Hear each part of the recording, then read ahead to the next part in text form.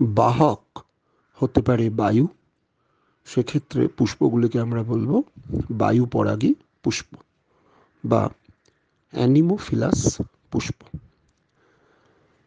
বাহক হতে পারে জল, সেক্ষেত্রে পুষ্পগুলি হবে জল পরাগী, আমরা তাকে বলবো হাইড্রোফিলাস পুষ্প। বাহক হতে পারে পতঙ্গ, সেক্ষেত্রে আমরা তাকে বলবো এন্টোমোফিলাস পুষ্প।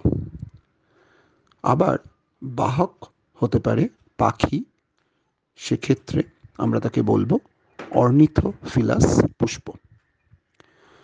এই অর্নিথোফিলাস পুষ্পের একটি উদাহরণ পলাশ হতে পারে, পতঙ্গ পরাগী একটি ফুল হতে পারে আম, জল পরাগী হাইড্রিলা ও বায়ু পরাগী ধান।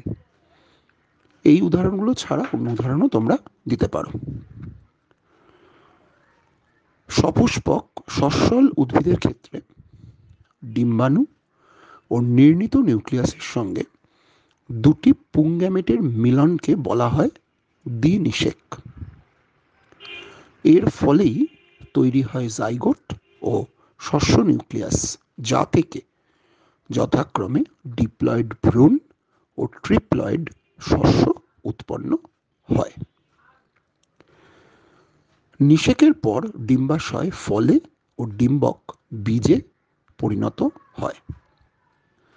ফল বীজকে সুরক্ষা দেয়, ফল পাকলে তা থেকে বীজের বিস্তার ঘটে।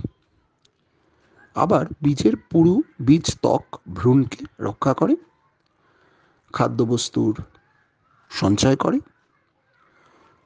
ইত্যাদি।